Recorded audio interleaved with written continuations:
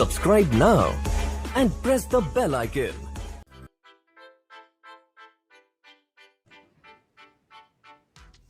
So whatever we are buying in stocks and we are selling stocks, so that is basically happening in under a exchange. तो वो stock market है.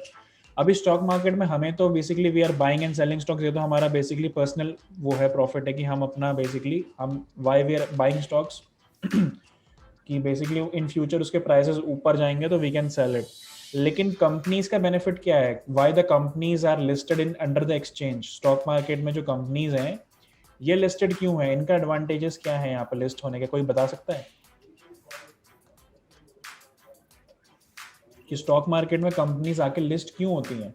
वो अपना public issue लेकर क्यों आते हैं? बेसिकली जब भी सपोज आपको कोई बिजनेस है, आपको अपना बिजनेस ग्रो करना है, तो आपके पास बिजनेस ग्रो करने के कितने ऑप्शंस हैं? आपके पास बिजनेस ग्रो करने के 3 से 4 ऑप्शंस हैं. सबसे पहला ऑप्शन क्या है? सबसे पहला ऑप्शन है आप लोन ले सकते हो बैंक से, राइट? आप एक बैंक से बिजनेस लोन के लिए अप्लाई कर सकते हो, आपको बैंक पैसा दे देगा, आप अपने बिजनेस को एक्सपैंड कर सकते हो. सेकंड चीज आप क्या कर सकते हो? सेकंड चीज आपके पास कोई एसेट है एसेट है जैसे कोई गाड़ी है, प्रॉपर्टी है, आप उसको सेल कर सकते हो और उससे आप लोग जो है बिजनेस में लिक्विडिटी फंड्स लेकर आ सकते हो. अगर आपके पास ये दोनों ऑप्शन नहीं है तो लास्ट ऑप्शन आपके पास है इन्वेस्टर्स का, राइट? अपनी कंपनी में आप इन्वेस्टर्स लेके आओगे, इन्वेस्टर्स जो है आपकी कंपनी के कुछ परसेंटेज के इनडायरेक्ट ओनर्स बन जाएंगे. तो ये 3 तरीके हैं जिससे आप अपनी कंपनी के लिए फंड रेज कर सकते हो, कंपनी के एक्सपेंशन करने के लिए, कंपनी में बेसिकली आने वाले दिनों में कंपनी को बेसिकली और ग्रो करने के लिए. लेकिन इसके अलावा एक और ऑप्शन है कंपनी का, कंपनी को पब्लिक लिमिटेड कर देना, पब्लिक इशू लेकर आना उसका.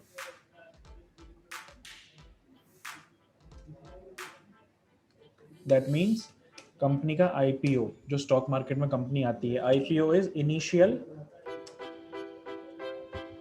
Public offering.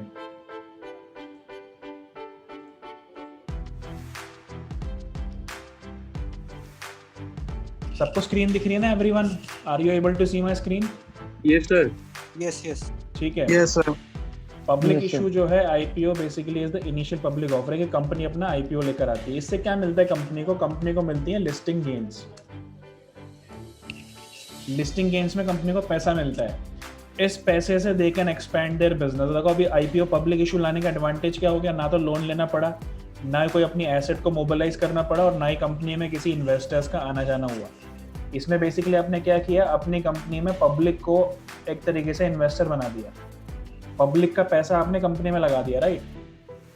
तो अगर आपको प्रॉफिट होगा तो कंपनी को प्रॉफिट होगा, तो पब्लिक को भी प्रॉफिट होगा. That's why it is called the public issue. Stock market में कंपनीज अपना लिस्टिंग गेन्स के लिए आईपीओ लेकर आती हैं. जो अभी हाल ही में आने वाले टाइम में जो अच्छे आईपीओ जो आने वाले हैं वो कौन कौन से हैं? Some of the upcoming IPOs are Zomato, right? Zomato, Swiggy का अभी बेसिकली डेट अनाउंस नहीं हुई है. जोमैटो आने वाला है. देन पेटीएम को भी अप्रूवल मिल गया है, पेटीएम को भी अप्रूवल मिला है. एंड उसके अलावा मान्यवर is also bringing it's IPO. And LIC का भी आईपीओ आने वाले डेज में आने वाला है इन द मार्केट. सो ये सारी कंपनीज जो है, इन सबके नाम आपने सुने हुए हैं, ये सारी वेल नोन कंपनीज है, right? But still they are bringing the public issue because they want to raise more money from the public, जिससे वो अपने फ्यूचर में अपनी चीज़ों को एक्सपेंड कर सके. जैसे पेटीएम है, पेटीएम को बेसिकली लिस्टिंग गेन से पैसा क्यों चाहिए? 22,000 करोड़ का इशू साइज है पेटीएम का, जो वो एक्सपेक्ट कर रहा है मार्केट से पैसा उठाने की. क्यों चाहिए? पेटीएम का बेसिकली आने वाले 5 साल का प्रोपेगेंडा ये है, Paytm wants to enter into the banking sector. Banking industry में पेटीएम अपने पैर बनाना चाहता है, जमाना चाहता है. तो बेसिकली पेटीएम में इसलिए वो अपना आईपीओ लेकर आ रहा है लिस्टिंग गेन्स के चक्कर में, राइट? सो लिस्टिंग गेन्स के लिए कंपनी आईपीओ लेकर आती है. आईपीओ के बारे में अभी हम आने वाली थोड़ी देर में डिस्कस और करेंगे. इसको स्टार्ट करते हैं. पहले हमारी जो मार्केट्स हैं, हमारी मार्केट्स 5 कैटेगरीज में डिवाइडेड हैं. What are the categories? Capital market, debt market, derivatives market, currency and commodity market. जो ये ऊपर की 3 मार्केट हैं, ये तीनों कैपिटल मार्केट का ही पार्ट है, डेप्थ और डेरिवेटिव. दैट मींस ये this comes under equity market section. That is the normal stock market, जिसमें हमारे जैसे नॉर्मल स्टॉक मार्केट रनिंग है, रिलायंस का स्टॉक है, SBI है, आपका HDFC है, जिसमें चलते हैं ये नॉर्मल कैपिटल इक्विटी मार्केट है। इन मार्केट का रनिंग टाइम क्या है? इन मार्केट्स का रनिंग टाइम है सुबह 9 बजे से दिन के 3:30 बजे तक, मॉर्निंग में 9 o'clock till 3:30 in the afternoon.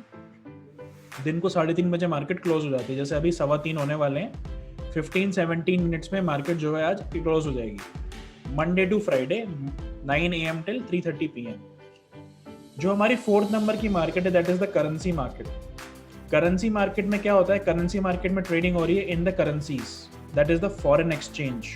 कौन कौन सी करेंसीज? हमारी कंट्री की अलग अलग कंट्रीज की करेंसीज, जैसे USD डॉलर है जो, INR, euro, pound, Japanese yen, Swiss France, ऐसे कुछ हमारी मेजर करेंसीज जिसमें हमारी करेंसी ट्रेडिंग हो रही है।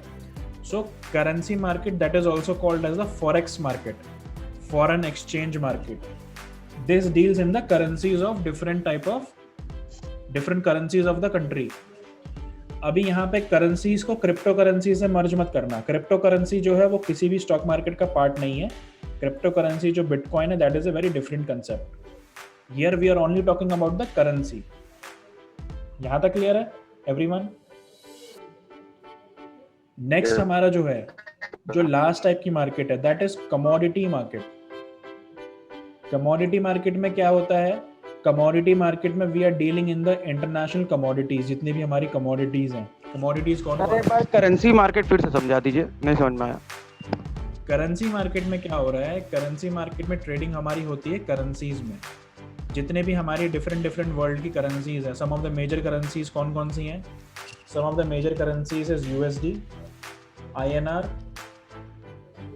मतलब Indian national rupee, euro, Great Britain pound, Swiss franc and yen. इन करेंसीज में बेसिकली ट्रेडिंग हो रही है। This is the currency market. जो डेली एक्सचेंज रेट होता है ना करेंसी का, जैसे सपोज अगर आपको डॉलर का एक्सचेंज रेट चाहिए, डॉलर का अगर आप बोलेंगे एक्सचेंज रेट आज का है 73 रुपये 70 पैसे या 73 रुपये 80 पैसे, वो कहाँ से निकल रहा है एक्सचेंज रेट? वो आपकी करेंसी मार्केट से ही निकल रहा है। करेंसी मार्केट में ट्रेडिंग आपकी करेंसीज में होती है, फॉरेन एक्सचेंज में, that is called forex market, FOREX। It is also called as forex market. इसका जो ऑपरेशनल टाइम है that is 9 AM to 5 PM in the evening. 9 से 5 बजे तक ये चलती है मार्केट। हमारी इक्विटी मार्केट का टाइमिंग क्या था? 9 to 3:30, सुबह 9 से 3:30 बजे तक। इसका टाइमिंग है 9 to 5। जो इसके बाद की मार्केट मैंने बताई that is the commodity market. Commodity market क्या है? जिसमें we are dealing in the different commodities. अभी देखिए जो कमोडिटी मार्केट है ये 4 कैटेगरीज में डिवाइडेड है।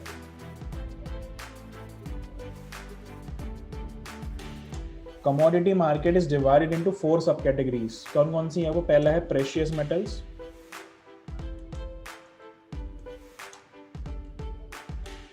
metals, oil and gas and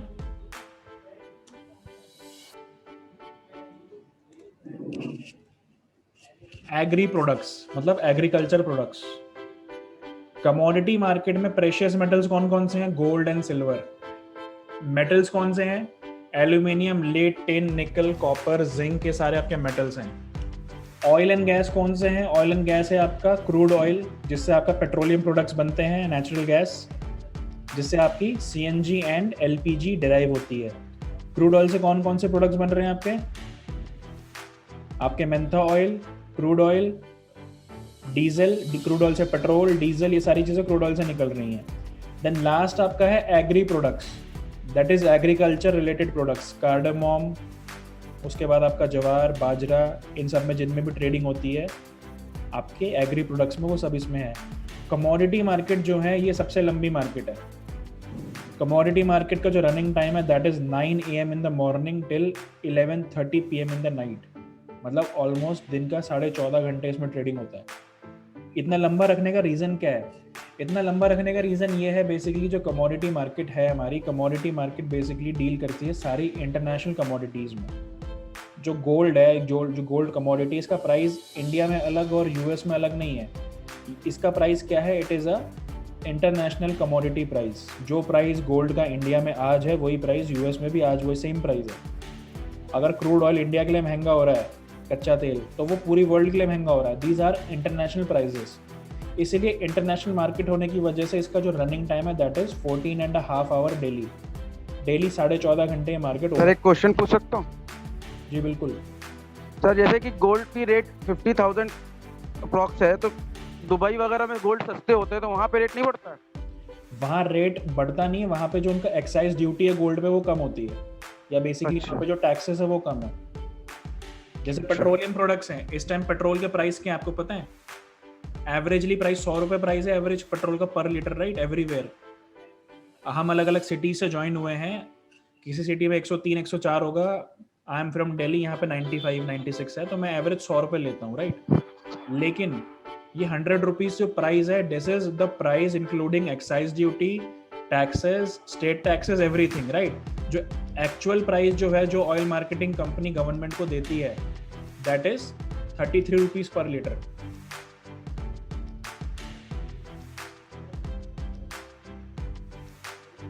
₹33 litre है प्राइस। बाकी का क्या है? बाकी का सारा स्टेट और आपका सेंट्रल टैक्सेस है। तो वो जो दुबई के आपने एग्जांपल दिया, वो बेसिकली उसमें जो फर्क पड़ता है that is on the taxations.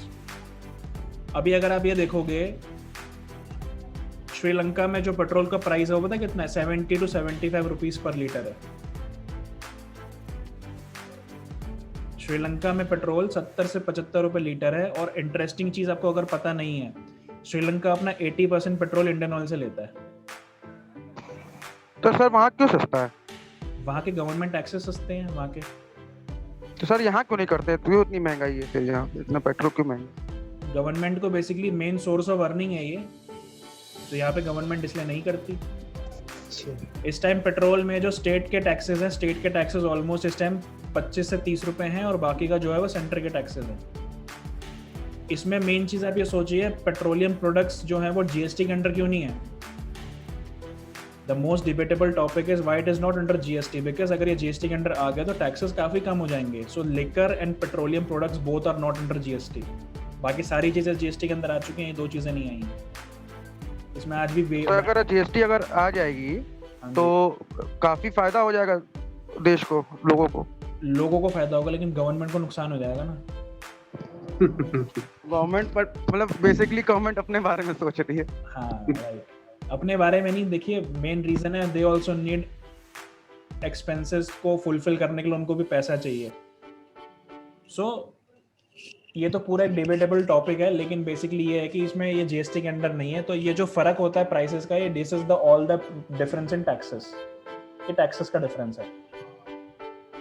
तो कमोडिटी प्राइसेस में मैंने आपको क्या बताया, जो उसके कमोडिटी के जो एक्चुअल प्राइसेस है, रॉ प्राइसेस, वो ऑल ओवर वर्ल्ड के लिए सेम रहते हैं। जो रॉ प्राइसेस हैं, तो जो कच्चा तेल है, कच्चा तेल जो सऊदी अरब से निकल रहा है या कहीं से भी आ रहा है, वो आपके हमारे जो नेबरिंग कंट्रीज हैं उनको भी सेम प्राइस में मिल रहा है, हमें भी सेम प्राइस में मिल रहा है। The only thing is that उसके बाद कितनी चीज़ें उसमें एड अप होती है कंट्री की, रिफाइनिंग कॉस्ट क्या है उसकी, उसको बेसिकली ट्रांसपोर्टेशन कॉस्ट कितनी है, या फिर बेसिकली सेलिंग कॉस्ट क्या है आफ्टर टैक्सेस, वो सब हर कंट्री में थोड़ा थोड़ा अलग अलग है।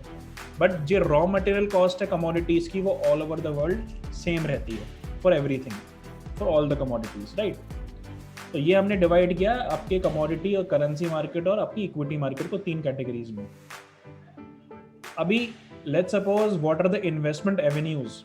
अगर बेसिकली आप स्टॉक मार्केट की तरफ नए हैं या आपको स्टॉक मार्केट के बारे में इन्फॉर्मेशन नहीं है, तो आपके पास अगर पैसा है, तो आप पैसों को कहाँ कहाँ इन्वेस्ट कर सकते हो? आप एफडी कर सकते हो बैंक में, आप रियल एस्टेट में इन्वेस्ट कर सकते हैं, गोल्ड सिल्वर खरीद सकते हो, म्यूचुअल फंड ले सकते हो, पोस्ट ऑफिस इन्वेस्टमेंट्स हैं, तो ऑल्दो काफ़ी पुरानी सोर्स ऑफ इन्वेस्टमेंट हो चुकी है, बट रफली ये 4 इन्वेस्टमेंट्स हैं मेरे पास। रियल एस्टेट है, बैंक में एफडी है, गोल्ड सिल्वर में इन्वेस्टमेंट है और म्यूचुअल फंड्स में इन्वेस्टमेंट है, राइट। लेकिन अभी मैं आपको ये बताऊंगा कि कैसे इन चारों सोर्स ऑफ इन्वेस्टमेंट को स्टॉक मार्केट जो है एज ए इन्वेस्टमेंट बीट करता है। स्टॉक मार्केट इनसे ज़्यादा एडवांटेजियस और प्रॉफिटेबल कैसे है। सबसे पहला पॉइंट है इसमें लिक्विडिटी का। लिक्विडिटी का मतलब क्या है? स्टॉक मार्केट में ना तो बायर्स की कमी है, ना ही सेलर्स की कमी है। आप कभी भी कितना भी अमाउंट स्टॉक मार्केट में खरीद सकते हो और कितना भी अमाउंट स्टॉक मार्केट में कभी भी बेच सकते हो। Last month stock market completely operational थे, कोई प्रॉब्लम नहीं थी, लेकिन वर्ल्ड वाइड या हमारी कंट्री वाइड जगह जगह लॉकडाउन था। लेट्स सपोज आपके पास एक 50 लाख रुपए की प्रॉपर्टी रियल एस्टेट है, आप लास्ट मंथ उसको बेचना चाहते थे, क्या वो बिक जाती? वो नहीं बिक पाती। अगर सपोज आपको बायर भी मिल जाता उसका तो भी नहीं हो पाता, क्योंकि क्या थे, जो रजिस्ट्री ऑफिसेस थे वो बंद थे, गवर्नमेंट ऑफिसेस बंद थे, कैसे होता? लेकिन स्टॉक मार्केट में ऐसा नहीं है।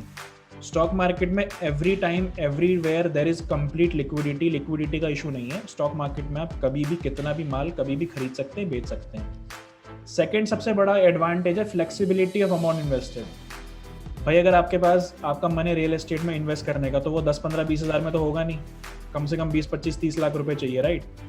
यहाँ पे फ्लेक्सिबिलिटी है। आप स्टॉक मार्केट में 500 रुपये भी इन्वेस्ट कर सकते हो, 5 लाख भी कर सकते हो, 5 करोड़ भी कर सकते हो। There is no upper capping, there is no lower capping. आप कितना भी अमाउंट कभी भी इन्वेस्ट स्टॉक मार्केट में कर सकते हो, फ्लेक्सिबिलिटी है।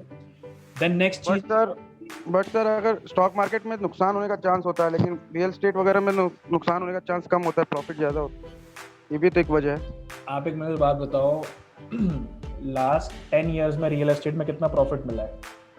अगर आप लोग रियल एस्टेट से कनेक्टेड है तो पिछले, मेरे हिसाब से जहाँ तक मेरी नॉलेज है रियल एस्टेट में, पिछले 8 से 10 साल में जो रियल एस्टेट के प्राइसेस थे उससे कम ही है, राइट? जी। जो आप बात कर रहे हैं वो एक्सट्रीम लॉन्ग टर्म की बात कर रहे हैं।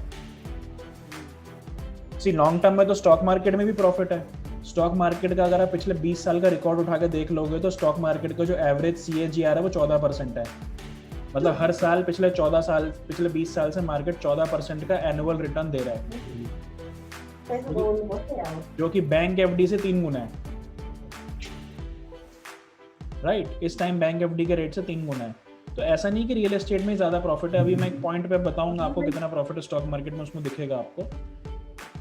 नेक्स्ट चीज है इसमें, operated under high level of framework through safeguard investors. Stock market जो है सेबी के अंडर काम करता है। सेबी क्या है? Security exchange board of India. Exchange board of India. Demat account से लेकर स्टॉक मार्केट में exchange of stocks, transfer of money, broker, exchange, सबको बेसिकली सेबी जो है मॉनिटर कर रहा है। तो SEBI is monitoring everything.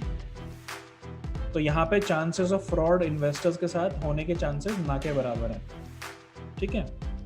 Next important point है एडवांटेज स्टॉक मार्केट का है, टेक्नोलॉजी बेस्ड इन्वेस्टमेंट है। आपको क्या चाहिए? All you need is a good laptop, है ना, गुड इंटरनेट कनेक्शन। आप कहीं से भी वह काम कर सकते हो, इवन फोन से भी कर सकते हो, लैपटॉप की भी नीड नहीं है, राइट? वर्किंग बहुत ईजी और आराम से हो सकती है कहीं से भी। अब जो सबसे ज़्यादा स्टॉक मार्केट में जो चीज़ें लोगों को अट्रैक्ट करती हैं वो 3 चीज़ें हैं, हाई रिटर्न्स, कैपिटल ग्रोथ और dividend. Stock market is known for high returns. Everyone would have heard the share name Wipro, right? Wipro के बारे में सबने सुना होगा। Wipro is a IT company. Wipro का IPO आया था 1981 में, आज से लगभग 40 साल पहले आया था। अब अगर उस टाइम आपने Wipro में 10,000 रुपए इन्वेस्ट किए, ऑल्दो उस टाइम 10,000 रुपए भी बड़ा अमाउंट हुआ करता था 1981 में, 10,000 was also a big amount, but if you have invested 10,000 rupees in Wipro in 1981, can you guys tell me roughly कि इसकी 40 साल बाद क्या वैल्यू हो सकती है 10,000 रुपए की? आज की करंट डेट में 10,000 रुपए की क्या वैल्यू होगी without using Google? Any rough idea? 10 crore. Any other guesses? कोई और बताना चाहेगा? 1000 करोड़। 1000 करोड़? 10,000 रुपए 1000 करोड़?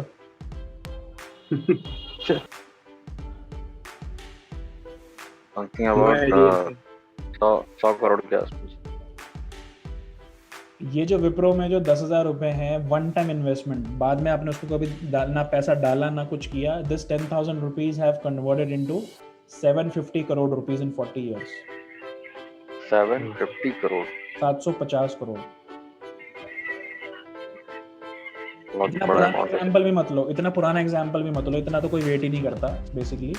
अभी 2009 में फॉल आया था, एक मार्केट्स गिरी थी 2009 में। इन 2009 if you have invested only 1 lakh rupees in Bajaj finance, Bajaj finance में सिर्फ 1 लाख रुपए इन्वेस्ट किया आपने 2009 में, that 1 lakh rupees has converted into 50 lakh rupees. 12 साल में वो 1 लाख रुपए 50 लाख रुपए बन चुके हैं। सो स्टॉक मार्केट में high returns and high growth है। आप देख ही रहे हैं लास्ट ईयर मार्केट किस तरीके से गिरी थी कोविड के टाइम पे, और मार्केट ने वहाँ से कितना आउट परफॉर्मेंस दिया है। So stock market is having high returns every time. That's why people are more interested to work in stock markets. कहीं ना कहीं ये सारे एडवांटेज हैं स्टॉक मार्केट के जो इन सारे सोर्सेज से ज़्यादा आपको प्रॉफिट देते हैं। गोल्ड सिल्वर से ज़्यादा एडवांटेजेस कैसे? आप गोल्ड सिल्वर को अगर लोगे फिजिकली तो आपको क्या चाहिए? You need a place to keep it. इसको स्टोर करने के लिए एक जगह भी चाहिए आपको, सेफ रखने के लिए। चोरी का डर रहता है। बट स्टॉक मार्केट में क्या है? Whatever you are buying with the help of technology based investment. आपने जो भी बाय किया स्टॉक्स आपके डीमैट अकाउंट में आ जाते हैं, एंड डीमैट अकाउंट आपका इलेक्ट्रॉनिकली कंट्रोल्ड है, इसमें कोई फिजिकल कॉन्ट्रैक्ट्स नहीं है। तो यहाँ से क्या है, आपके शेयर्स आपके इधर उधर मिसप्लेस नहीं हो सकते। That is the best advantage. अभी जब स्टॉक मार्केट में इतने एडवांटेजेस हैं, इतने फायदे हैं, तो भाई फिर लोग ये क्यों कहते हैं कि स्टॉक मार्केट में लॉस हो गया? या लोगों को लॉस हुआ भी है स्टॉक मार्केट में? वो लॉस होता क्यों है? लॉस होता है, सबसे बड़ा लॉस का रीजन है lack of knowledge and no plan of action. Market में नॉलेज की कमी। मेरे साथ भी यही बस। राइट, बिकॉज देखो मार्केट में क्या होता है ना, बहुत लोगों को नॉलेज भी है स्टॉक मार्केट में, मैं ये नहीं बोलूँगा नॉलेज है, बट आधी अधूरी नॉलेज है। And half knowledge is always dangerous, right? So knowledge होने के बाद भी बेसिकली जो है अपने प्लान नहीं रखना, कोई एक्शन नहीं रखना कि भाई आपको बेसिकली प्लान ऑफ एक्शन क्या है। आपने अगर किसी स्टॉक को बाय कर लिया, उसको एग्जिट कब करना है वो इम्पोर्टेंट है। स्टॉक मार्केट में आप कहाँ पे खरीद रहे हो वो कभी इम्पोर्टेंट नहीं है, आप कहाँ पे एग्जिट कर रहे हो वो इम्पोर्टेंट है। येस बैंक में आज भी लोग बाय करके बैठे हुए हैं, राइट? अगर टाइमली एग्जिट कर देते तो क्या बचता? पैसा तो बचता ही बचता। बेसिकली जो टाइम उसमें वेस्ट हुआ वो भी बचता, वो पैसा कहीं और इन्वेस्ट होता तो वो पैसा ग्रो भी हो चुका होता। टाइम भी वेस्ट हुआ, पैसा भी वेस्ट हुआ अगर राइट टाइम पे एग्जिट नहीं किया तो। So lack of knowledge। अभी क्या लग रहा है यस बैंक ग्रो करेगी? यस बैंक के ग्रो करने के चांसेस 95% ना है, नो। अभी उसका फंडामेंटल एनालिसिस करूंगा मैं। यस बैंक का अगर मैं फंडामेंटल एनालिसिस आखिरी में भूल जाऊं तो रोशन प्लीज लेट मी नो, मैं उसका फंडामेंटली एनालिसिस करके आपको बताऊंगा कि उसके चांसेस ऊपर आने के क्यों नहीं है। बिल्कुल सर।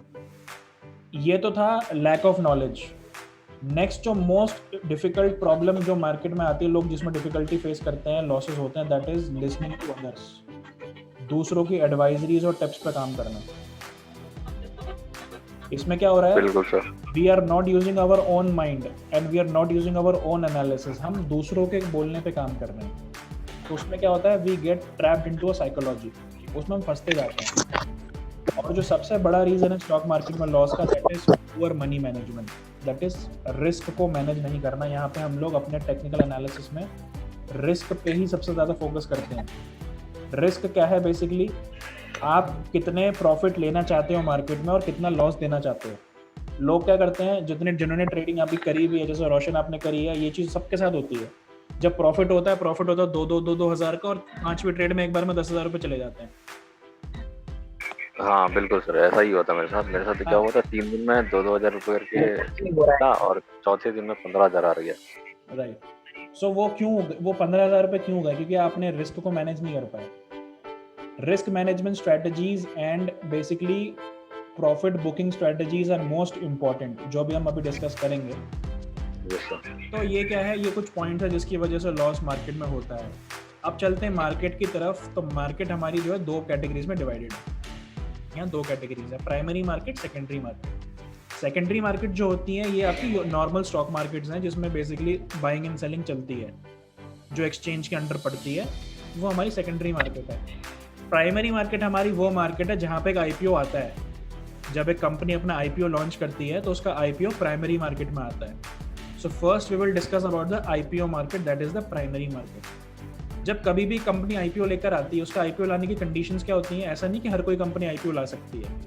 आईपीओ लाने की कंडीशंस ये होती है कि company should be more than 3 years older, 3 साल से ज़्यादा पुरानी होनी चाहिए, एंड उसका जो टर्नओवर है that should be minimum 10 crore rupees. जो एवरेज साल का टर्नओवर है वो 10 करोड़ रुपए से ज़्यादा होना चाहिए। और उसके बाद उसके जो पिछले 3 साल की जो बैलेंस शीट है वो प्रॉफिट में होनी चाहिए। कंपनी लॉस मेकिंग कंपनी नहीं होनी चाहिए। Company should be a profit making company. But sir जैसे जोमेटो अपना आईपीओ लेके आ रही है, लेकिन वो पिछले 3 साल से लॉस में जा रही, तो उसको कैसे अलाउ कर रहे हैं? देखिए वो 3 साल से लॉस में नहीं जा रही थी।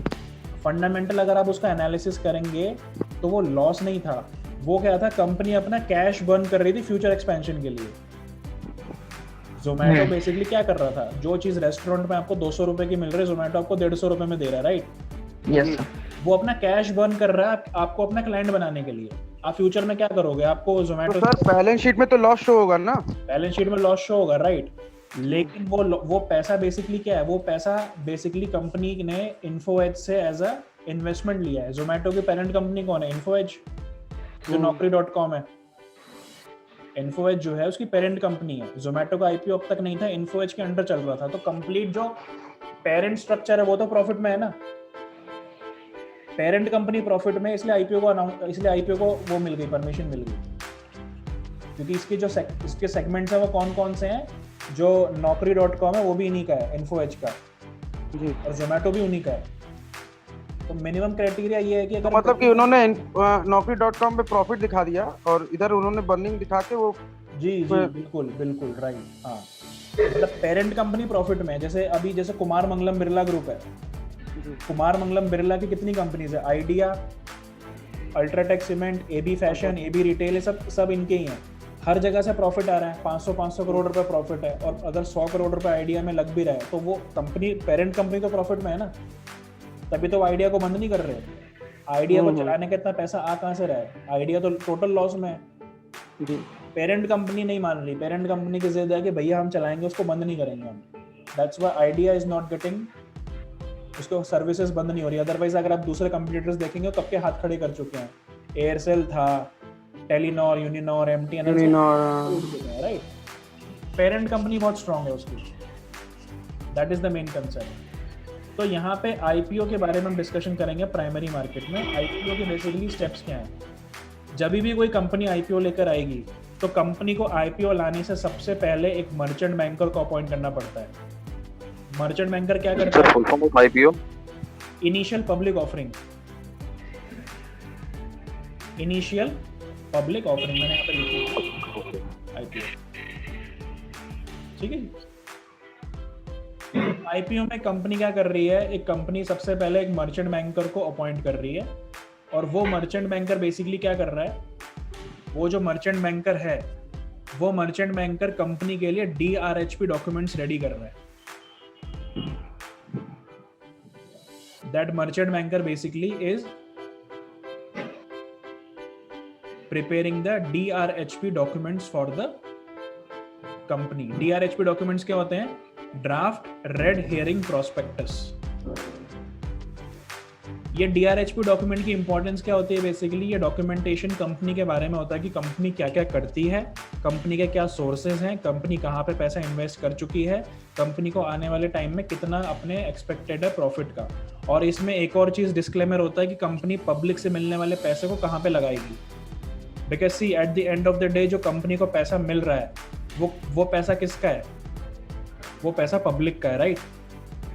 इसलिए सेबी को इस चीज पे काफी ट्रैक रखना पड़ता है। सेबी इसमें कस्टोडियन भी बिठा देता है। सेबी एक कस्टोडियन को अपॉइंट कर देता है कि वो कंपनी को इतने पैसे मिले हैं, जस्ट कीप चेकिंग कि वो पैसे को सही जगह यूज कर भी रहे हैं कि नहीं कर रहे, राइट? तो मर्चेंट बैंकर क्या करता है? इन डॉक्यूमेंट्स को सेबी पे सबमिट करता है। उसके बाद सेबी से अप्रूवल मिलता है कंपनी को 3 दिन के लिए। Every IPO gets open for 3 working days. 3 working day के लिए आईपीओ ओपन किया जाता है और उसके 3 वर्किंग डे कंप्लीट होने के बाद विद इन 14 डेज उस आईपीओ को सब्सक्राइब होना पड़ता है। सब्सक्राइब वो स्टॉक मार्केट में हो जाता है, ठीक है। लेकिन every IPO doesn't get subscribe. Her IPO जो है वो लिस्ट होता है, ऐसा जरूरी नहीं है। अगर किसी कंपनी का आईपीओ आया, जरूरी नहीं कि वो स्टॉक मार्केट में आई जाएगी कंपनी। उसका क्राइटेरिया क्या डिपेंड करता है? उसका क्राइटेरिया डिपेंड करता है जितने उस कंपनी के आईपीओ में शेयर्स हैं, उसके 90% शेयर्स सब्सक्राइब होने चाहिए पब्लिक से। मतलब लेट्स सपोज अगर जोमेटो एक आईपीओ लेकर आएगा तो जोमेटो के आईपीओ में लेट्स सपोज अगर 1 लाख शेयर्स हैं तो मिनिमम उसका 90% मतलब 1 लाख का 90% हो गया 90,000। 90,000 शेयर पब्लिक से सब्सक्राइब होने ही चाहिए, अगर नहीं हुए तो आईपीओ फेल है, वो सब्सक्राइब नहीं होगा, वो आईपीओ लिस्ट स्टॉक मार्केट में नहीं होगा। सो 90% subscription is very important for every IPO, right. 90% IPO का सब्सक्रिप्शन अगर नहीं मिल रहा तो वो आईपीओ को फेल कर दिया जाता है, और जितना सब्सक्रिप्शन मिला है 75%, 80%, 85%, उनका पैसा वापस कर दिया जाता है, उनका पैसा रिफंड हो जाता है, नुकसान किसी को नहीं होता इसमें। सर और ये सब्सक्रिप्शन जो है ये फर्जी तरीके से नहीं हो सकते? फर्जी तरीके से नहीं हो सकते, बिल्कुल भी नहीं हो सकते, इसको सेबी पूरा ट्रैक करता है, ठीक है, लीगल तरीके से। राइट। अगर अब कोई आईपीओ किसी का फेल होता है, जैसे बारबेक्यू नेशन हॉस्पिटैलिटी कंपनी है, इसका आईपीओ 2019 में भी आया था, लेकिन तब इसका आईपीओ फेल हो गया था। अभी इन्होंने दोबारा लाई है, अभी 2021 में फरवरी में, अब इनको मिल गया, सब्सक्रिप्शन हो गई। तो जब आईपीओ फेल होता है, आईपीओ फेल होने के बाद कंपनी अगले 1 ईयर तक फिर से आईपीओ के लिए अप्लाई नहीं कर सकती। सर 90% जैसे पब्लिक अगर जब तक शेयर नहीं लेगी तब उसका आईपीओ नहीं आता है सर, तो मुझे समझा नहीं है बात। अगर 1 लाख शेयर है, 90,000 पब्लिक आपके पास होगी तभी वो लेगा ना। 90% शेयर्स पब्लिक को लेना पड़ेगा, राइट। हाँ, मतलब अगर पब्लिक नहीं ली तो हाँ। क्योंकि स्टार्टिंग में होता है कि पब्लिक को नहीं भरोसा है, तो वो बंद हो जाएगा, वो आईपीओ नहीं आएगा फिर, नहीं, वो आईपीओ सब्सक्राइब नहीं होगा। 90% सब्सक्रिप्शन जरूरी है पब्लिक। तो सर ये कैसे पता चलता है कि 90% पब्लिक लेगी? अगर आईपीओ लॉन्च होता है 3 दिन का समय मिलता है और पब्लिक नहीं लेती है, वो डिपेंड करता है आईपीओ की पॉपुलैरिटी से। जैसे पेटीएम है, जोमेटो है, ये तो पॉपुलर आईपीओ, तो पता आपको हो ही जाएंगे, राइट। हो ही जाएंगे। हाँ। ऐसे कुछ कंपनीज क्या है, अब मैं आपको दिखाता हूँ। जैसे इसमें डीमैट अकाउंट, जैसे इसमें कंसोल में हम लोग आए, ये ज़रोधा का अकाउंट है। इसमें अगर आप यहाँ पे देखोगे आईपीओज में, इसके आईपीओ की स्टेटस क्या, क्लोज हो चुके हैं सारे आईपीओ। देखो 3-3 दिन के लिए आए थे, क्लोज हो चुके हैं आईपीओ, ठीक है। अभी जो अपकमिंग आईपीओज हैं वो ये हैं। जोमेटो का आईपीओ है, अभी डेट अनाउंस नहीं हुई है। इंडिया पेस्टिसाइड्स का डेट 3 दिन के लिए ओपन हुआ है, 23, 24, 25। एनएसडीएल का भी अब अनाउंस नहीं हुई, एलआईसी की भी अनाउंस नहीं हुई, फिर बजाज एनर्जी की भी अनाउंस नहीं हुई है। तो यहाँ से उसका डीआरएच जरूर मैं भी ट्रेड करता हूँ, ये आईपीओ चेक कैसे करते हैं? ये यहाँ से चेक करते हैं। यहाँ पे आप गए कंसोल में, देख रहे हो कंसोल का ऑप्शन, कंसोल जोमेटो का लेना चाहिए। कंसोल में आईपीओ का ऑप्शन आता है। जोमेटो का आईपीओ लेना चाहिए, किसने पूछा था अभी, नाम बताइए प्लीज। सर मंगल गणे, कृष्णा मंगल। हाँ जी, देखिए जोमेटो का आईपीओ बिल्कुल आपको सब्सक्राइब करना चाहिए, अच्छा आईपीओ है, कंपनी पेरेंट कंपनी भी अच्छी है इसकी।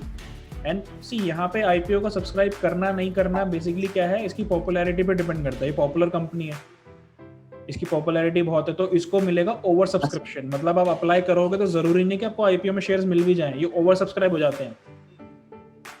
मतलब शेयर्स होंगे 1 लाख और खरीदने वाले होंगे 50 लाख, ठीक है। हाँ। Yes. अभी coming to the next point, हमारा इसमें नेक्स्ट पॉइंट ये है, आईपीओ को तो हमने देख लिया कि कौन सा आईपीओ सब्सक्राइब हो रहा है, कौन सा नहीं हो रहा। लास्ट पॉइंट इंपॉर्टेंट ये है, 90% सब्सक्रिप्शन अगर नहीं मिल रहा आईपीओ को, तो आईपीओ बेसिकली सब्सक्राइब नहीं होता, लिस्ट नहीं होती कंपनी, और सेबी जिन्होंने भी पैसा दिया है उनको पैसा रिफंड कर देता है। अभी एक आईपीओ में 2 टाइप के इन्वेस्टर्स होते हैं, रिटेल इन्वेस्टर्स और एंकर इन्वेस्टर्स। हम किस कैटेगरी में आते हैं, हम लोग वी आर रिटेल इन्वेस्टर्स। इन आईपीओ हम लोग we can not apply for more than 2 lakh rupees. एक डीमैट अकाउंट से हम सिर्फ 2 लाख रुपए तक की बाइंग कर सकते हैं आईपीओ में। इसी वजह से फर्जीवाड़ा नहीं होता, इसी वजह से फर्जीवाड़ा भी नहीं होता, और मेनली इसको सेबी ट्रैक कर रहा होता है। सर अगर एक आदमी के नाम पे 2 डीमैट अकाउंट मतलब 2 अगर परिवार में खोल के, तो हम 2-2 लाख के 2 बार ट्रेडिंग कर सकते हैं ना? नहीं, अगर 2 डीमैट अकाउंट आप कर भी लेंगे तो वो पैन कार्ड तो एक ही है। नहीं, जैसे मैं परिवार के किसी नाम पे हाँ। अगर डीमैट अकाउंट तब कर सकता हूँ ना? फैमिली के नेम पे कर सकते हैं आप। जैसे अगर आपकी फैमिली में मदर है, फादर है, सिस्टर है, वाइफ है, तो उनके अलग अलग में कर सकते हैं। सिंगल पर्सन को तो सिंगल पैन कार्ड पे 2 लाख की लिमिट है, और ये लिमिट बढ़ नहीं सकती? 2 लाख तो सिर्फ फिक्स होती है? ये भी 2 लाख रुपए फिक्स है पर अकाउंट। ओके। दूसरे टाइप के इन्वेस्टर्स होते हैं, वो होते हैं एंकर इन्वेस्टर्स। ये ज़्यादातर कौन होते हैं? FII, mutual funds, pension funds और इंश्योरेंस फंड्स जो स्टॉक में पैसा लगाते हैं, कंपनी में पैसा लगाते हैं। अभी यहाँ पे इम्पोर्टेंट क्या है, रिटेल इन्वेस्टर्स तो कभी भी बेच सकते हैं IPO को, जिस दिन कंपनी लिस्ट हुई उसी दिन बेच, राइट, लिस्टिंग गेन्स लेके। लेकिन anchor investors they can not sell their position up to 30 days. Anchor investors अपना पैसा 30 दिन तक स्टॉक से निकाल नहीं सकते, राइट। तो ये था कंसेप्ट आपका IPO का। बेसिकली IPO होता कैसे है और IPO एक स्टॉक मार्केट में आता कैसे है। अभी हम लोग IPO के बाद चलते हैं, अब जब स्टॉक लिस्ट हो चुका है तो वो कहाँ आ जाता है? सेकेंडरी मार्केट में। सेकेंडरी मार्केट का सबसे इंपॉर्टेंट कंसेप्ट है आपका एक्सचेंज। एक्सचेंज हमारे दो है, सबको पता है कौन कौन से, NSE और BSE। NSE जो है that is national stock exchange, ये आया था 1992। ये Bombay stock exchange. BSE is Bombay stock exchange. Bombay stock exchange कब आया था पता है आपको? कब बना था? इसका फॉर्मेशन कब हुआ था? कौन सा साल है? 1875।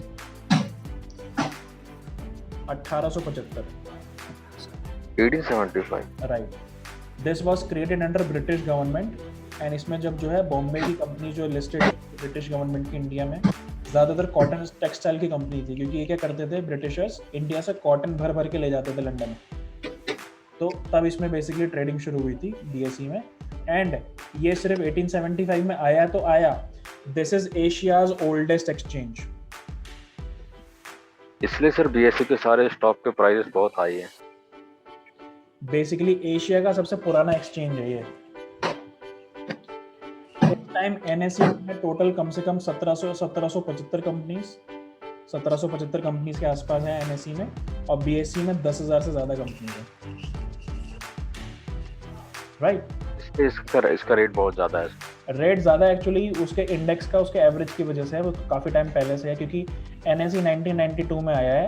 और जितनी भी हमारी बड़ी कंपनीज हैं, हिंदुस्तान यूनिलीवर, मारुति, रिलायंस, ये NSE में बाद में लिस्ट हुई 1992 के बाद। पहले से तो BSE नहीं चल रही थी ना ये, BSE में, राइट।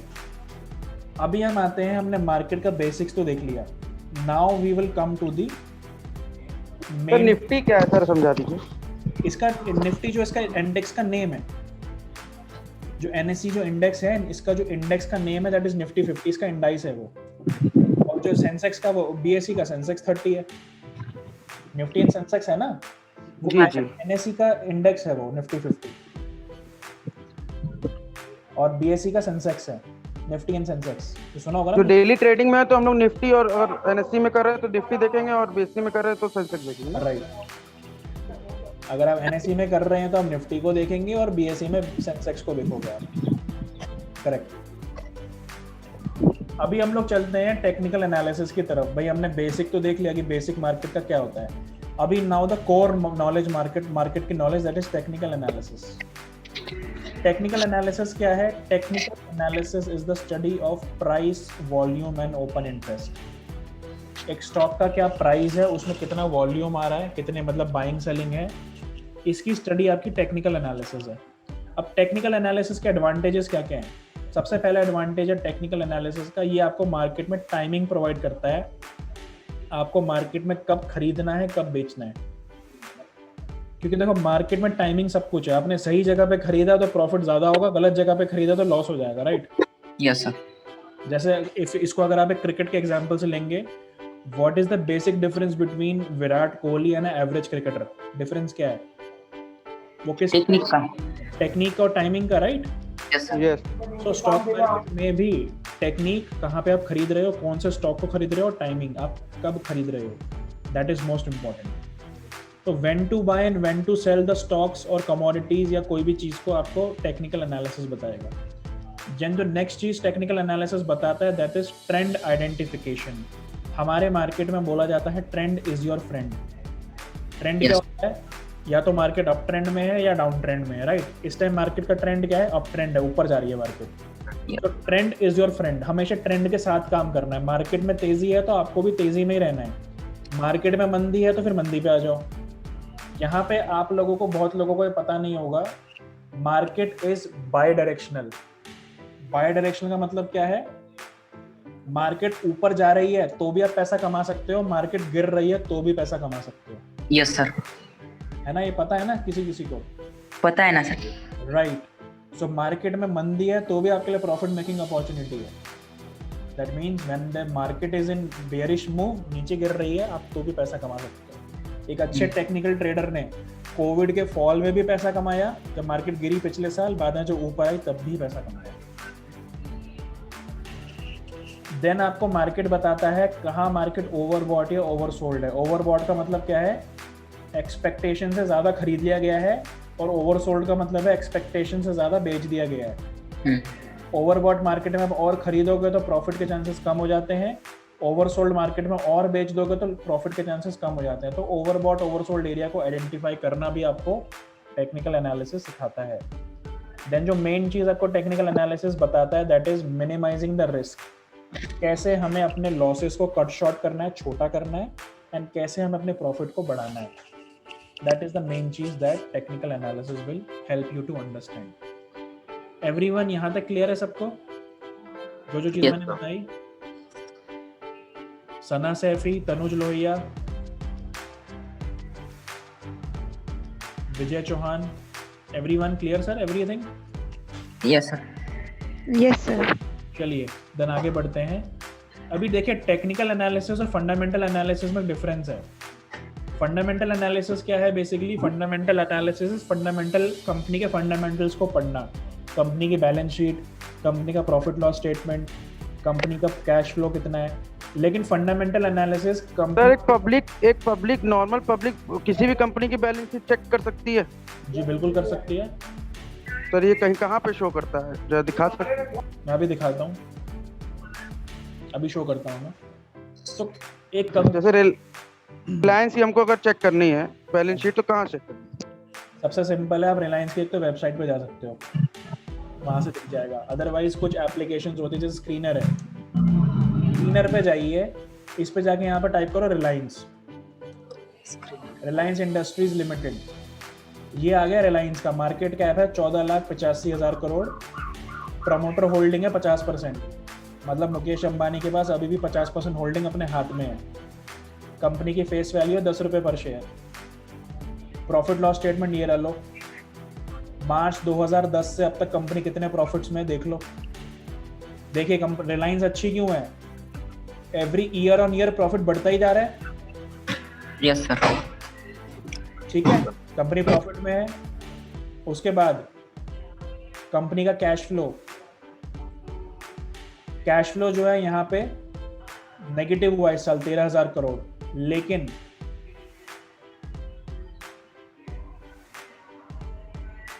कंपनी का कैश फ्लो नेगेटिव क्यों हुआ है? कंपनी का कैश फ्लो इसलिए नेगेटिव हुआ है क्योंकि कंपनी ने अपने एसेट्स बढ़ाए हैं। देखिए कंपनी ने अपनी अदर लायबिलिटीज, पिछले साल मार्च तक लायबिलिटी कितनी थी? 3,58,000 करोड़। इस साल लायबिलिटी कितनी है? थोड़ी सी बढ़ गई है, 3,79,000 करोड़ रुपए लायबिलिटीज बढ़ रही है। लेकिन कंपनी ने अपनी बोरोइंग्स कम करी है, देख रहे हो? जो आउटसोर्सेस से कंपनी पैसा उठाती है वो कम हो गया पिछले साल से इस साल में।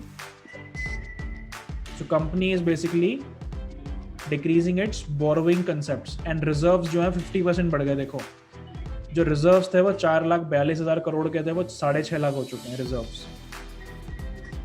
And the main thing in the company is that company में बेसिकली जो आपका कैश ये है, शेयर होल्डिंग पैटर्न है। देखो रेगुलरली FII के पास बहुत माल पड़ा हुआ है। FII और DII, ये बड़े इन्वेस्टर्स जो होते हैं, म्यूचुअल फंड ग्रुप होता है, they are continuously holding big investments in the stock. इसलिए स्टॉक का जो फंडामेंटल्स है वो काफ़ी स्ट्रॉन्ग है।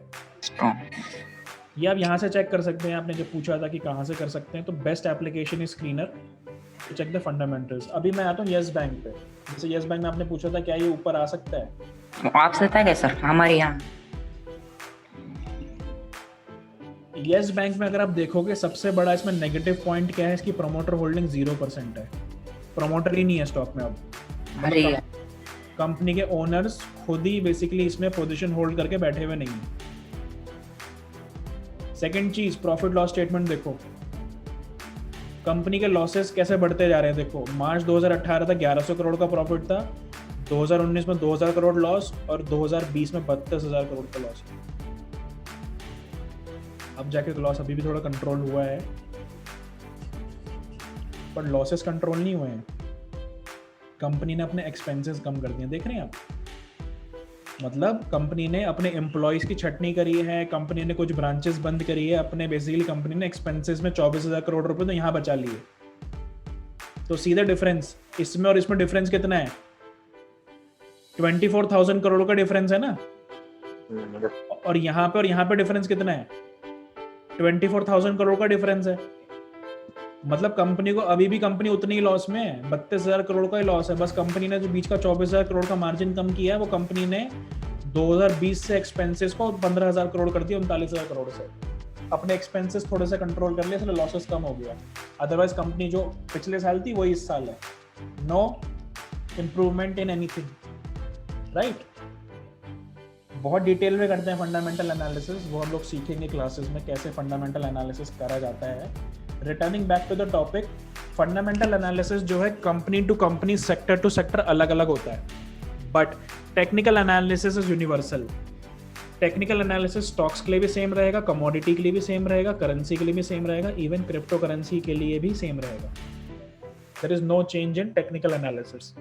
Fundamental analysis is always long term, हमेशा लॉन्ग टर्म के लिए करा जाता है। दैट मीन्स जिसमें आपका पीरियड 1-2 साल से ज़्यादा होल्डिंग का है। टेक्निकल एनालिसिस हमेशा इट्स फॉर शॉर्ट टर्म।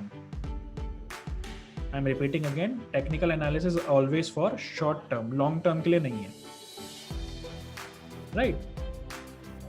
सो ये था टेक्निकल और फंडामेंटल में डिफरेंस। अब हम आएंगे टेक्निकल में जो मेन चीज़ है, दैट इज कैंडलस्टिक स्टडी।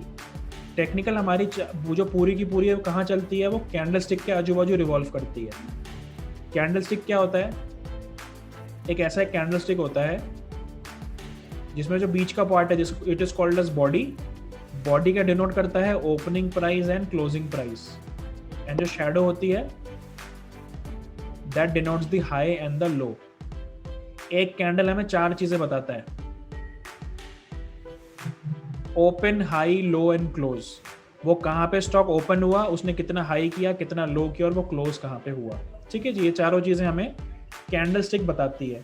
हमारी टेक्निकल एनालिसिस की जो 99% स्टडी है वो पूरी की पूरी कैंडलस्टिक्स के आजू बाजू ही रिवॉल्व करती है। Candlestick is the basics of the stock market. Candlestick में क्या होता है? बॉडी एंड शैडो के बेसिस पे बनती हैं। अब कैंडलस्टिक जब बनती है तो देखो, हर कैंडल का शेप एंड साइज अलग अलग हो सकता है, राइट। सारी कैंडल सेम शेप और साइज की नहीं होती। जिस टाइम मार्केट ज़्यादा भागा वो कैंडल बहुत बड़ी बन जाएगी, जिस टाइम स्टॉक बहुत कम भागा वो कैंडल छोटी सी होगी। तो शेप एंड साइज के अकॉर्डिंग जब अलग अलग टाइप के पैटर्न्स बनते हैं, those are called as candlestick patterns. वो पैटर्न्स हमारे कुछ इस तरीके से होते हैं, जैसे डोजी होता है, हैमर होता है, हैंगिंग मैन होता है, एंड इसी तरीके से शूटिंग स्टार होता है। ये सारे पैटर्न्स की डीप स्टडी हम टेक्निकल एनालिसिस में अपने कोर्सेज में कराते हैं। इसमें क्या होता है, हर कैंडल की पैटर्न की फॉर्मेशन अलग अलग जगह पे, वो कहाँ पे बन रहा है, उसकी इंपॉर्टेंस क्या है, अलग अलग जगह पे अलग अलग इंपॉर्टेंस है। उसके अकॉर्डिंग हम क्या करते हैं, मार्केट में अपनी स्टडी को हम करते हैं कि कहाँ पे हमें बेसिकली कहाँ पे बाय करना चाहिए, कहाँ पे सेल करना चाहिए। It is giving us the timing in the market. यहां तक क्लियर है? आगे बढ़े, कोई डाउट यहां तक किसी को?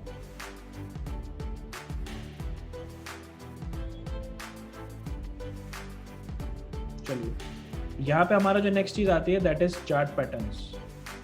चार्ट पैटर्न क्या होते हैं? अलग अलग टाइप के पैटर्न्स बनते हैं चार्ट पे, अलग अलग टाइप के बेसिकली कैंडल्स के हेल्प से पैटर्न बनते हैं, जिनके बेसिस पे बड़े बड़े ट्रेंड मार्केट में डिसाइड होते हैं। सबसे इंपॉर्टेंट पैटर्न होता है हेड एंड शोल्डर पैटर्न। ये आपको अपनी बॉडी के स्ट्रक्चर जैसा दिख रहा होगा, बीच में हेड है, rest two are the shoulders. Head and shoulder pattern जब भी किसी स्टॉक में बनता है, उस स्टॉक में माना जाता है कि बड़ा फॉल आने वाला है, मार्केट गिरने वाली है। Then head and shoulder pattern के फॉर्मेशन के बाद सेम इसी तरीके से ये तो गिरने के लिए हो गया। जब मार्केट उठनी शुरू करती है, बाइंग आती है, तो मार्केट बनाता है inverted head and shoulder pattern. Inverted head and shoulder pattern का मतलब क्या है? उल्टा head and shoulder pattern, right. इसमें देखो ये उल्टा दिख रहा है ना आप लोगों को।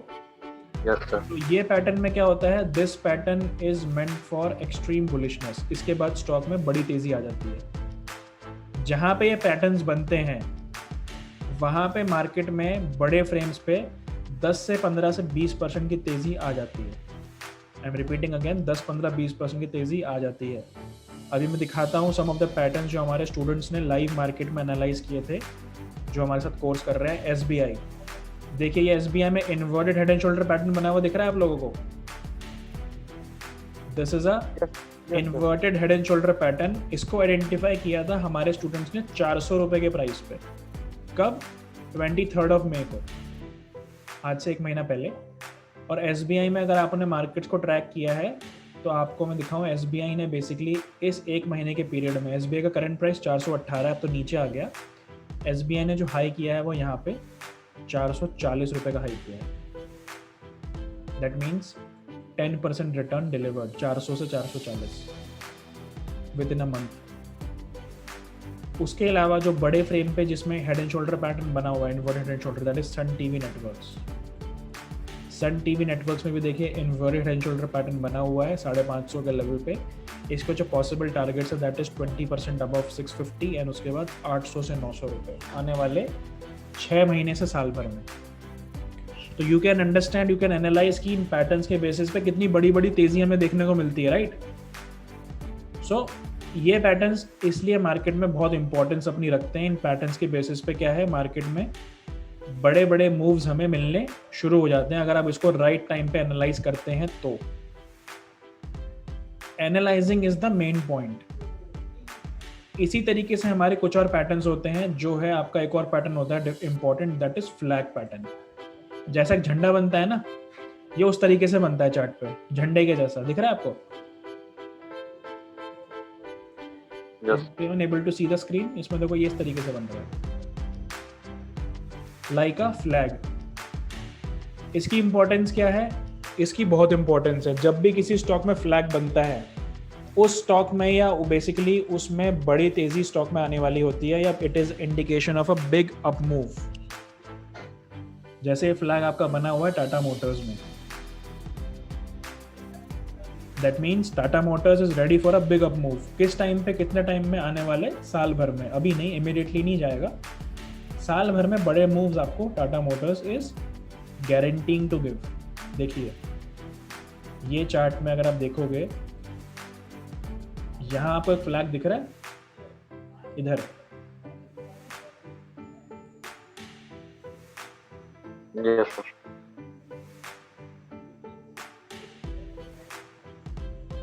दिस इज अ फ्लैग, झंडा बना हुआ है। इसका यहाँ पे आ चुका है ब्रेकआउट, और ब्रेकआउट के बाद इसमें ये माना जाता है जितनी पोल की हाइट है ना, पोल की हाइट है 125 रुपये से 345 रुपये, कितनी? Almost 220 point. यहाँ से उतनी बड़ी तेजी, मतलब ऑलमोस्ट 550 तक की तेजी इसमें आ सकती है। जितनी पोल की हाइट होती है नीचे से यहाँ से लेके ऊपर तक, उतने बड़े टारगेट्स इसमें अनलॉक हो सकते हैं इन the stock of Tata Motors. This is a flag pattern. Even flag pattern आपका निफ्टी में भी बना हुआ है। ये देखिए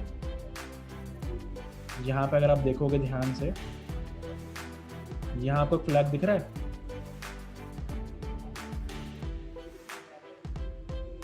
that means this is the best time to buy the market. ये मार्केट में एंटर करने का सबसे बेस्ट टाइम है।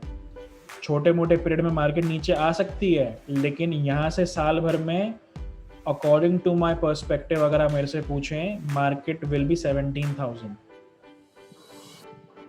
रिमेंबर दिस थिंग कि मैंने डेमो सेशन में आपको ये बताया था कि आने वाले 6 से साल भर में निफ्टी यहाँ से 17,000 के लेवल दिखाएगी as per my technical analysis. So this is the study of technical analysis. Technical analysis आपको क्या दे रही है? मार्केट में एंटर करने का कॉन्फिडेंस दे रही है, राइट। इस टाइम एक नॉर्मल ट्रेडर में और एक टेक्निकल एनालिस्ट में क्या डिफरेंस है? Technical analyst has the confidence to trade in the market. उसके पास मोटिवेशन है, कॉन्फिडेंस है, उसको पता है मार्केट में एक दिन लॉस हो भी जाएगा तो बाकी के days I can make easy profits because I have studied the market, I know well knowledge of the technical charts. तो टेक्निकल चार्ट्स को समझने का, उसको बेसिकली एनालाइज करने का ये फ़ायदा होता है कि मार्केट में आपको बड़े लॉसेस नहीं हो सकते, छोटे मोटे लॉसेस चलते रहेंगे। देखिए loss is a part of stock market. मैं भी अगर आज ट्रेड करता हूँ तो छोटे मोटे लॉस कभी कभार हो जाते हैं। जी जी रोशन, जैसे अदानी इंटरनेशनल का शायद आपने देखा, Adani international, Adani enterprises, right.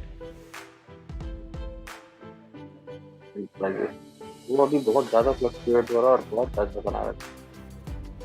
देखिए अदानी में क्या था, अदानी बेसिकली फ्लक्चुएट हुआ है वो, लेकिन आप ये भी तो देखिए वो भागा कितना है, राइट। इसमें एक तरीके से प्रॉफिट बुकिंग है। अगर आप इसको 1 आवर में एनालाइज करेंगे तो ये कल हमने अपने स्टूडेंट्स को ये बाई की तरफ भी बताया था, देखिए इसमें बाइंग थी कल और अभी भी बाइंग में है ये।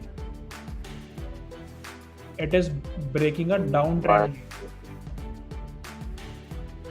यहाँ से इसने अपनी डाउन ट्रेंड लाइन को तोड़ दिया था, ये ऊपर आना स्टार्ट हो गया। इसका रेजिस्टेंस कहाँ है देखो, जो यहाँ पे सपोर्ट था वो यहाँ पे रेजिस्टेंस बन चुका है। अब जैसे ये 1590-1600 के ऊपर आएगा दोबारा, Adani will go towards 1700 again. Actually इसमें क्या था, अदानी में जब से वो सुचेता दलाल का पोस्ट ट्वीट आया था कि बेसिकली इसमें कोई फ्रॉड है, उस वजह से इन्वेस्टर्स ने पैनिक करके अपनी पोजीशन को एग्जिट करना स्टार्ट किया। लेकिन जैसे ही सेबी की तरफ से और एनएसडीएल की तरफ से क्लैरिफिकेशन आई कि ऐसा कुछ नहीं था, देखिए स्टॉक दोबारा ऊपर आना स्टार्ट हो गया। So this was just a panic move, एक पैनिक मूव था वो। अगर आप लॉन्ग टर्म इन्वेस्टर्स हैं, आप लॉन्ग टर्म इन्वेस्टिंग करना चाहते हैं, तो there is no risk in this type of stock, कोई रिस्क नहीं है इसमें अभी भी।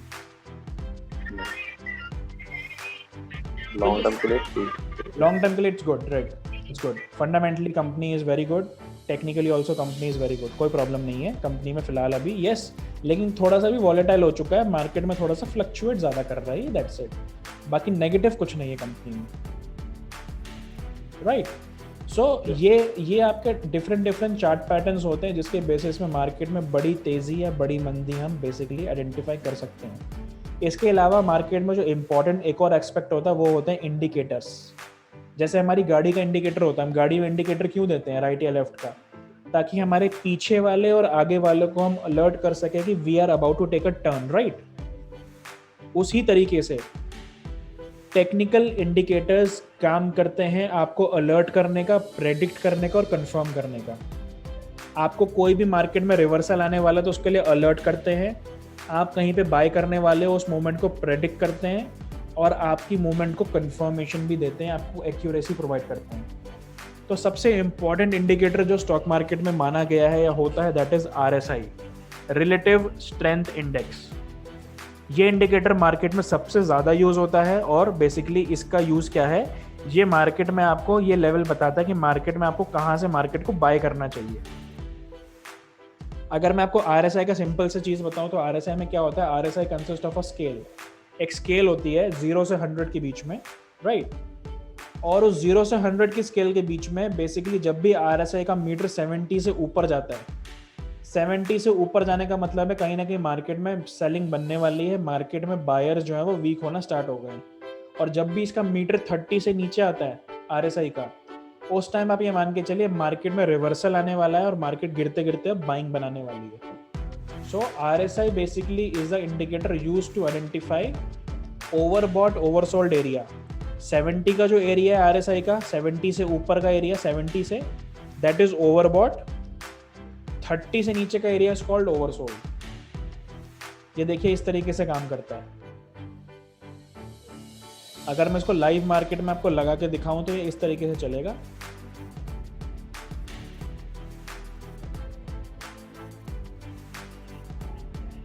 RSI 20 से ऊपर 30 से नीचे समझा नहीं।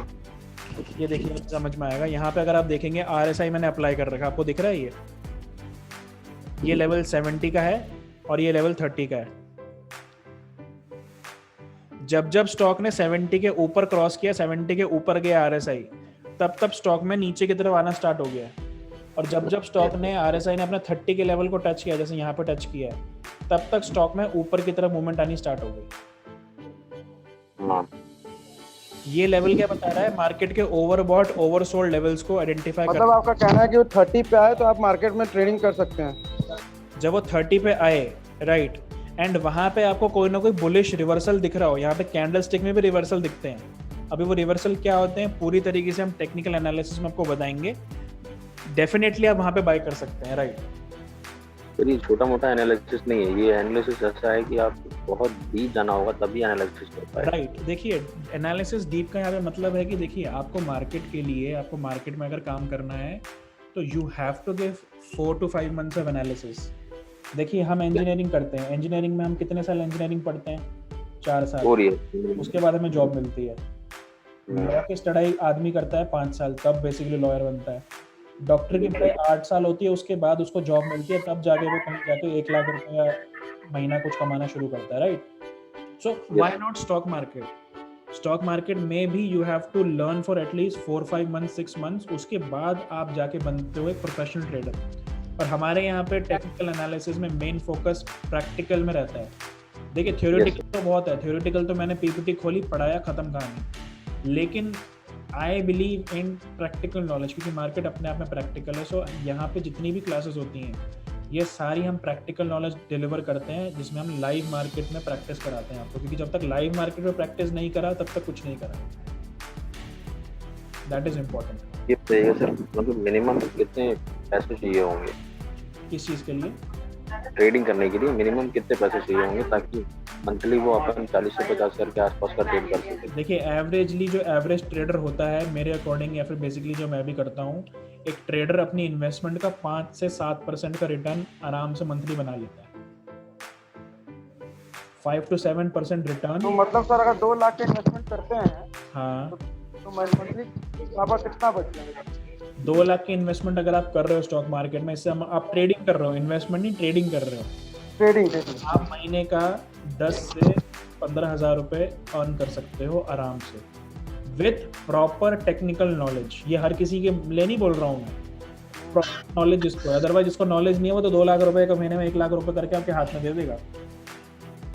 प्रॉपर नॉलेज है तो you can make this % return every month from stock market. ये रिटर्न आप आराम से निकाल सकते हैं मंथली।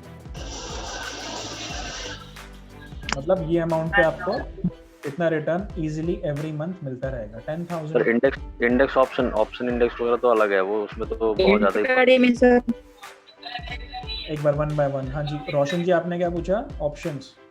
ऑप्शन ट्रेडिंग में तो बहुत ज्यादा ही प्रॉफिट है, पर उसमें ज्यादा वॉलेटिलिटी है, उतना वॉलेटिलिटी। देखिए ऑप्शंस ट्रेडिंग में प्रॉफिट ज्यादा है तो लॉस भी ज्यादा है, रिस्क फैक्टर बहुत है सर। रिस्क ज्यादा है तो रिवॉर्ड भी ज्यादा है, राइट?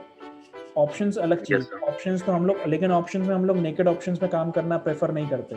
हमारे यहाँ पे जो ऑप्शंस में होती हैं strategies, these are the strategies in which we work in the options. देखिए ये सारी ऑप्शन की स्ट्रेटजी सिखाई जाती हैं और ये सारी ऑप्शंस की इंपॉर्टेंट स्ट्रेटजीज हैं।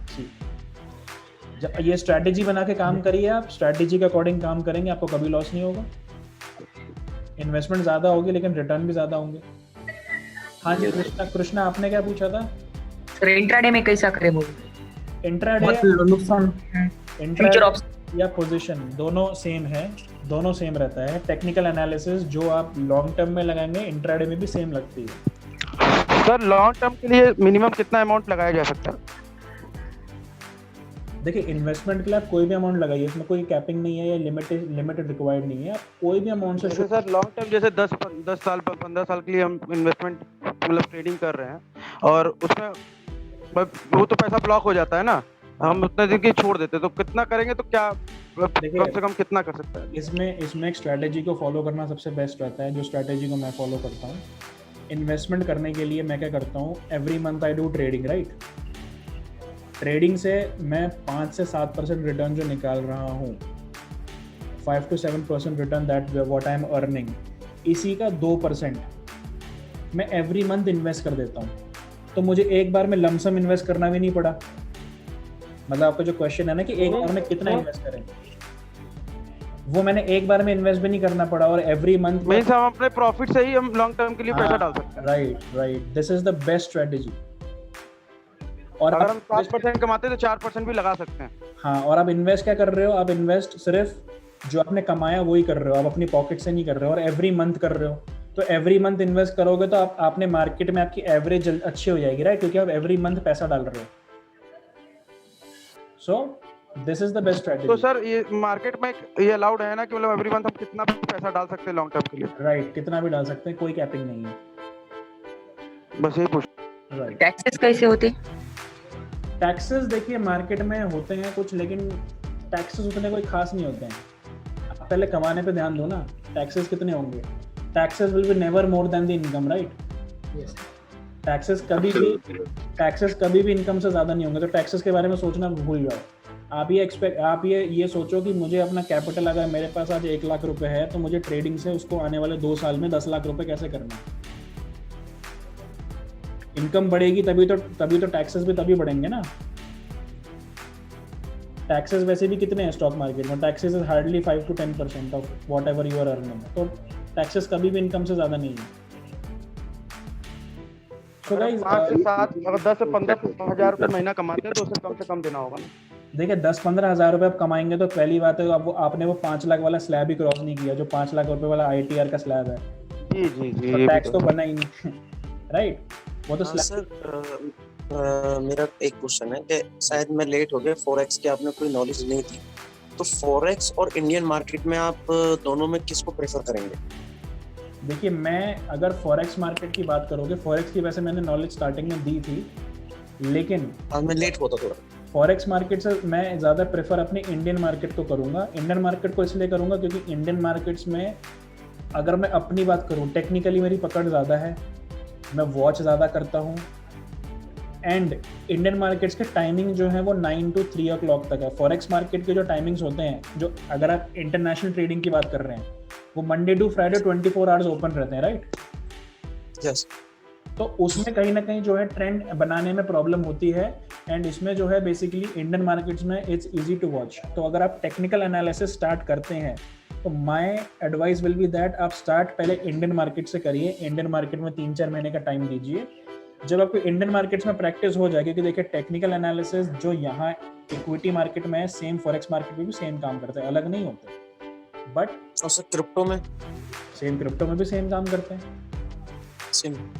यस, आप यहाँ पे लगा लीजिए बिटकॉइन का चार्ट, ये लो, गिव मी 1 सेकेंड, ये लो। बिटकॉइन के लिए यहाँ पे टाइप करना पड़ता है BTC। कल बिटकॉइन गिरा है काफी ज्यादा, काफी गिरा है। हाँ, तो I keep track on bitcoin as well. Bitcoin में भी देखता हूँ। बहुत टाइम लगेगा। अब ये देखिए बिटकॉइन का चार्ट अगर आप स्टडी करेंगे, टेक्निकली आप किसी को भी स्टडी कर सकते हैं, बट शुरुआत इक्विटी मार्केट से करें, क्योंकि इक्विटी मार्केट जो है स्टेबल मार्केट है और इक्विटी मार्केट में सीखने को ज़्यादा मिलेगा।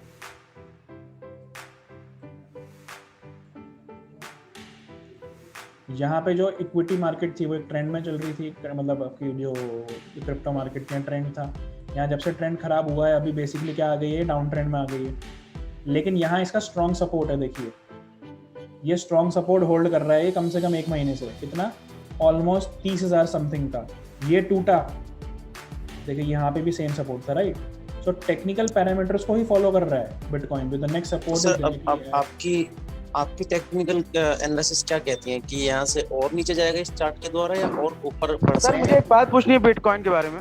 हाँ जी पूछिए। सर ये पूछना है कि जैसे हम जो भी काम करते हैं, किसी भी ट्रेडिंग करते हैं किसी भी कंपनी में, शेयर मार्केट में, तो उसमें हम ये देखते हैं कि वो कितना उसका कैपिटल है, कितना वो काम कर रही है, कितना वो प्रॉफिटेबल है। उसके फंडामेंटल्स देखते हैं।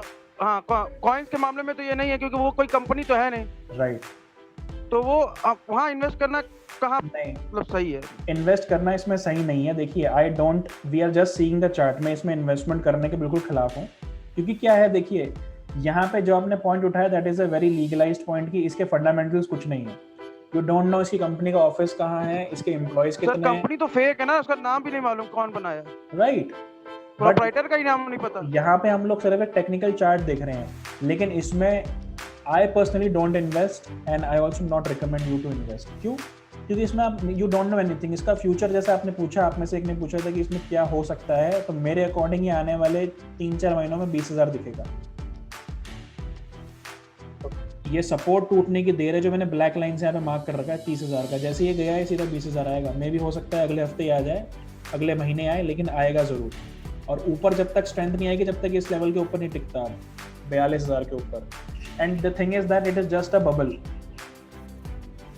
इसके फंडामेंटल्स नहीं है, एंड ये कहीं ना कहीं लालच देने के लिए आपको अट्रैक्ट कर रहा है। So the thing is right कि बेसिकली इसमें इन्वेस्ट करना वैसे रिस्की है, लेकिन नहीं करना चाहिए, बिकॉज सी, और ये बेसिकली अगर आप देखेंगे तो ये कोई भी RBI गाइडलाइंस के अंडर भी नहीं आता। अगर आप RBI गाइडलाइंस पढ़ेंगे तो RBI ये कहता है, रिजर्व बैंक ऑफ इंडिया, अगर इसमें आपका फ्रॉड होता है आपका क्रिप्टोज में, तो we are not responsible for that. ये आपके सर आरबीआई तो एक चीज फॉरेक्स की भी बताइएगा। अनुमति शायद नहीं देता। इसके लिए जी आरबीआई तो फॉरेक्स की भी अनुमति शायद नहीं देता है। आरबीआई फॉरेक्स की इसलिए नहीं देता क्योंकि ये जो है आरबीआई क्या कहता है, आरबीआई कहता है जो हमारे सेबी के अंदर लिस्टेड हैं, जो एक्सचेंज के अंडर ट्रेडिंग हो रही है सेबी के अंडर, आप उसमें करिए, वो हमारे अंडर लीगलाइज्ड है। फॉरेक्स के थ्रू पता क्या करना होता है, फॉरेक्स में जब ट्रेडिंग करते हैं तो आपको जो डीमैट अकाउंट है वो आपके पास इंटरनेशनल ब्रोकर में ओपन करवाना पड़ता है, राइट। अब इंटरनेशनल ब्रोकर जो है वो आरबीआई गाइडलाइंस के अंडर नहीं आता, दैट्स वाई आरबीआई उसमें भी बेसिकली आपको वो नहीं देता है। लेकिन जो भी एक्सचेंज ट्रेडिंग हो रही है एनएसई बीएसई के अंडर या फिर सेबी के अंडर है, that is completely under RBI guidelines and completely under SEBI guidelines. That's why I told you in the starting that Indian stock market में जो भी आप वर्क कर रहे हैं इक्विटी मार्केट्स में, that is completely under the exchange. और RBI के अगर फॉरेक्स में नहीं करते तो आप इसमें करिए ना, यहाँ पे है ना commodity currency market Indian markets में, ये रहा जो ये है करेंसी डेरिवेटिव्स में जो आप ट्रेड कर रहे हैं, it is completely under exchange. ये रहा यूएसडी आईएनआर का जो ये है मार्केट, इसमें कर सकते हैं आप, ये कंप्लीटली सेबी के अंडर है, इसमें कोई प्रॉब्लम नहीं है। फॉरेक्स मार्केट में है थोड़ा सा आरबीआई के साथ basic INR USD INR, right. पर ये फ्यूचर है तो इसमें तो बहुत ज्यादा स्टॉक खरीदने पड़ेंगे ना। नहीं, यूएसडी आईएनआर में ज्यादा इन्वेस्टमेंट नहीं होती। देखो इसमें कितनी इन्वेस्टमेंट, सिर्फ 1900 रुपये स्टॉक्स खरीदने पड़ते हैं कि उसमें ट्रेडिंग फ्यूचर्स में होती है। देखिए हमारे जो करेंसी और कमोडिटी इसमें काम सिर्फ डेरिवेटिव मतलब फ्यूचर ऑप्शंस में ही होता है, इसके इक्विटी में काम नहीं होता। अगर मैं कल देखा था, मैं इसका देखा था तो 1000 के आसपास उसकी क्वांटिटी थी। किसकी? अदानी इनका शायद फ्यूचर देखिएगा एक बार। हाँ, फ्यूचर्स डेरिवेटिव्स में क्वांटिटी ज्यादा होती है, उसमें रिस्क भी ज्यादा तो रिवॉर्ड ज्यादा है, वो मार्केट ही अलग है। लेकिन देखिए किसी भी मार्केट में काम करो, टेक्निकल एनालिसिस तो सेम रहेगा ना। बिल्कुल टेक्निकल एनालिसिस सेम रहेगा। So guys, this was the complete demo from my side to you all about the basics of market and technical. अगर यहाँ पे अगर आपको कोई भी किसी भी चीज़ का डाउट किसी चीज़ से रिलेटेड है तो you can please go ahead and you can contact. Yes bank तो बताने वाले थे आप। यस बैंक बताया था मैंने। सर किसने पूछा वैसे अभी ये? सर मैं यस बैंक के लिए वो सर यस बैंक मैंने देखा था सर, आपने बताया अभी बीच में काफी उसका उठाया। बट सर मेरा एक क्वेश्चन है छोटा सा, हम लोग ये कोर्स ले भी लेते हैं, कर भी लेते हैं, अगर बीच बीच में आप लोगों की ये कोर्स खत्म होने के बाद बीच में हेल्प पड़ती है तो आप लोग हमारी सपोर्ट करते हैं या कुछ हेल्प देते हैं हमें? बिल्कुल, हमारी कम्युनिटी बन जाती है, हमारा एक अपडेट्स ग्रुप बनता है व्हाट्सएप पे, जिसमें सारे ट्रेडर जिन्होंने पहले भी कोर्स कर लिया है और अभी भी कर रहे हैं और जो करने वाले हैं उसमें सब होते हैं। There is a complete community in which complete assistance आपको मिलता है, राइट। एंड कोर्स के बाद बेसिकली हमारा जो होता है डाउट सेशंस होते हैं, प्रैक्टिकल्स होते हैं, तो उसमें आपको कोई भी चीज़ का डाउट होता है तो वो कंप्लीटली क्लियर किया जाता है। उसमें कभी भी किसी में ऐसा नहीं होता कि डाउट्स आपको छोड़ दिया जाए। सर अगर मुझे पूरा कोर्स कंप्लीट करने के बाद ब्रोकर बनना हो जी, मैं वाराणसी से बोल रहा हूँ, तो उसमें कितना इन्वेस्टमेंट आ जाती है, क्या उसके लिए क्या प्रोसीजर क्या होता है? देखिए उसमें आपको NISM के एग्जाम्स क्लियर करने पड़ते हैं। जो NISM होता है national institute of security market, उसमें ब्रोकर उसके एग्जाम्स होते हैं, वो क्लियर करने पड़ते हैं। देन पहले आप बनते हैं सब ब्रोकर, आप किसी भी फ्रेंचाइजी लेके सब ब्रोकर बनते हैं। उसके बाद अगर आपको सेबी से ब्रोकर बनना है तो उसकी जो फीसेस काफ़ी ज़्यादा होती हैं, ठीक है, लेकिन उसके लिए आपको पहले कोर्स करके एग्जाम्स क्लियर करने पड़ते हैं NISM सीरीज के। उसके एग्जाम्स की प्रिपरेशन भी यहाँ पे हम बेसिकली वही जो चीज़ें बताते हैं आपको, उसमें एग्जाम की प्रिपरेशंस भी होती है, बिकॉज हम जो बुक्स देते हैं सर सब ब्रोकर बनने में कोई इन्वेस्टमेंट लगती है क्या? नहीं, कोई इन्वेस्टमेंट नहीं है सर। सर उसमें आप हेल्प करते हैं सब ब्रोकर बनने में? देखिए हमारा उसमें कोई पार्ट नहीं होता, we are only with the training part. Training हम आपको देते हैं, हम आपको गाइड कर देंगे कि बेसिकली वो बनना कैसे है, होना कैसे है काम, और कौन से सही जगह पे किसके अंदर सब ब्रोकर बनना वो सब आप बता दोगे ना कि कौन कंपनी सही है क्या है, वो सब चीजें we will give you complete knowledge, उसका प्रोसेस भी बता देंगे। हेलो, में क्या करना है। Hello sir. जी हेलो जी विजय जी बोलिए। Hello sir. सर क्या हम अगर हमको मालूम है कि डायरेक्शन बहुत ऊपर या बहुत नीचे जाने वाला है, तो क्या उसके लिए कोई स्ट्रेटजी है ऑप्शन में रिस्क हेजिंग के साथ? बिल्कुल है, एक नहीं है 10 स्ट्रेटेजीज हैं। जीरो रिस्क स्ट्रेटेजीज हैं, बिल्कुल है। वो सारी चीज़ें ऑप्शंस में हम आपको बताते हैं कि बेसिकली मार्केट को कैसे आपको हेज करना है। These all are the risk hedging strategies in options. कहाँ गई वो स्ट्रेटेजीज, एक सेकंड दीजिए मुझे।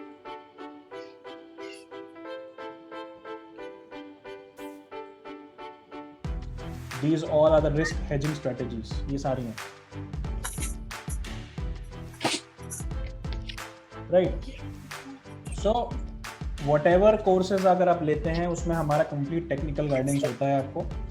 So guys, यहाँ पे अगर आपको कोई भी डाउट होगा किसी चीज़ से related, so you can go ahead and you can call the counselors. आप call कर सकते हैं, right? And you can talk to them. So this was the complete demo from my side, guys. कोई भी doubt हो please call us and you can talk to us anytime. Thank you, sir. Let's meet in the batches. So we will be waiting for you all. Thank you very much. Okay, thank you, sir. Thank you, ji. Thank you. Subscribe now and press the bell icon.